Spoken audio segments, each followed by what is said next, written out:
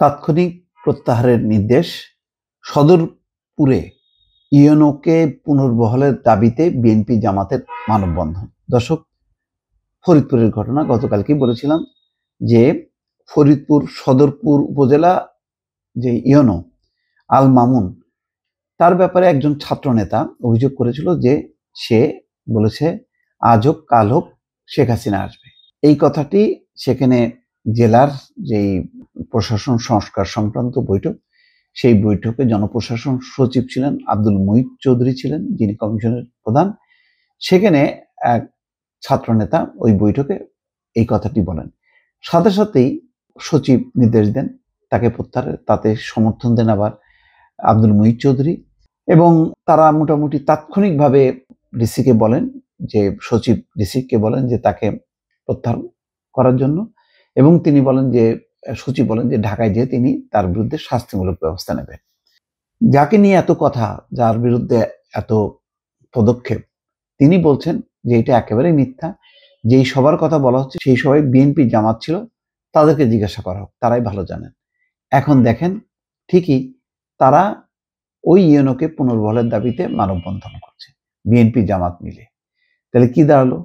ওই যেই সবাই দাঁড়িয়ে বৈষম্য বিরোধী ছাত্র আন্দোলনের যে সমন্বয়ক বক্তব্য দিল আল মামুনের বিরুদ্ধে, এখন বিএনপি জামাত এত বড় রাজনৈতিক দল, সেখানে তারা বলছে যে না, এটা ঠিক না।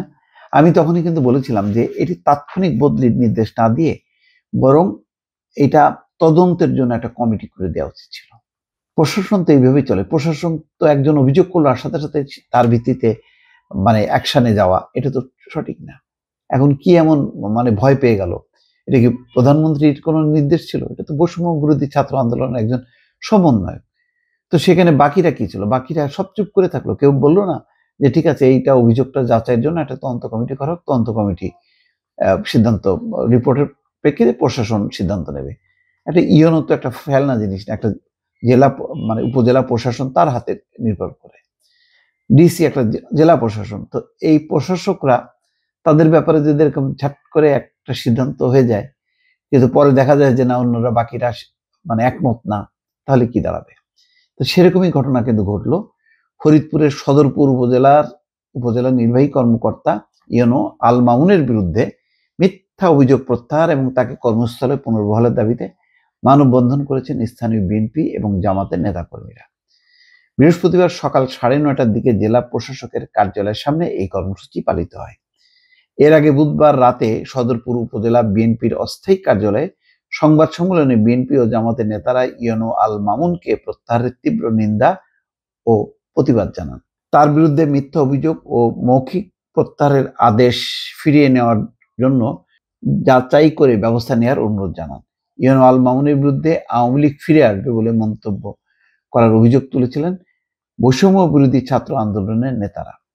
দুপুরে স্থানীয় গণ্যমান্য ব্যক্তিদের সঙ্গে জনপ্রশাসন সংস্কার কমিশনের মত বিনিময় সভায় তাৎক্ষণিকভাবে নির্দেশ দেন জনপ্রশাসন মন্ত্রণালয়ের জ্যেষ্ঠ সচিব মোখলেসুর রহমান। তিনি ডিসিকে নির্দেশ দেন কামরুল হাসান মোল্লাকে যে কিন্তু এই ব্যাপারে এখন পর্যন্ত কোনো সিদ্ধান্ত নেওয়া হয়নি। মিথ্যা অভিযোগ প্রত্যাহার ও ইউএনওকে কর্মস্থলে পুনর্বহালের দাবিতে আজ সকাল 9:30টার দিকে জেলা প্রশাসকের কার্যালয়ের সামনে মানববন্ধন কর্মসূচি শুরু হয়। এই কর্মসূচিতে সদরপুর উপজেলা বিএনপির আহ্বায়ক কাজী বদরুজ্জামান সহ জামাতের নেতারাও ছিলেন। তো বলছেন যে সদরপুর উপজেলার ইউএনও আল মামুনের বিরুদ্ধে আনা অভিযোগ ভিত্তিহীন, উদ্দেশ্য প্রণোদিত, বানোয়াট। অবিলম্বে তার বিরুদ্ধে আনা অভিযোগ প্রত্যাহার করে তাকে নিজ কর্মস্থলে পুনর্বহাল রাখা হোক। এ বিষয়ে ইউএনও আল মামুন বলেন, গত 30শে নভেম্বর সদরপুর উপজেলা সম্মেলন কক্ষে স্মরণ সভা অনুষ্ঠিত হয়। ওখানে ছাত্রদের পাশাপাশি বিভিন্ন রাজনৈতিক দলের নেতা উপস্থিত ছিলেন। তারা সবাই জানেন আমি এই জাতীয় কোনো কথা বলিনি। কেন ওই ছাত্র নেতা আমার বিরুদ্ধে এই জাতীয় অভিযোগ করেছেন তা আমার বোধগম্য না। আল মামুন বলেন, আমি এখন পর্যন্ত প্রত্যাহারজনিত কোনো নির্দেশনা পাইনি। আমার এডিসি পদে পদায়ন সহ গাইবান্ধা জেলায় বদলি হয়ে আছে। 30শে ডিসেম্বর ওই পদে আমার যোগ দেওয়ার কথা আছে। তো যাক, এটা খুবই দুর্ভাগ্যজনক। এই ধরনের ঘটনা যদি হয়, প্রশাসনের এলোমেলো একটা অবস্থা, তাহলে এই প্রশাসন নিয়ে এগোনো খুব মুশকিল হবে। দর্শক, ভালো থাকবেন। আল্লাহ হাফেজ।